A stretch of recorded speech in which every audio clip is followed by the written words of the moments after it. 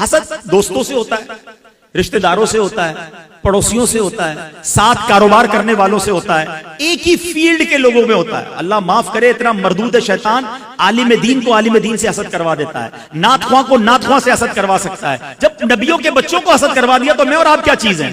تو یاد رکھیے، اب سوال میرا یہ ٹیسٹ، پہلا ٹیسٹ، کوئی ایسا ہے آپ کی لائف میں کہ جب بھی آپ کے سامنے اس کی تعریف ہوتی ہے آپ کو پرابلم ہونا شروع ہو جاتی ہے؟ آپ کہتے ہیں یار کسی اور کی بات کرو نا، کیوں اس کا ذکر کر رہے ہو؟ تکلیف ہو رہی ہے۔ It means there is something wrong in my heart. کچھ نہ کچھ ہے یار، اس کی تعریف کیوں بری لگتی ہے؟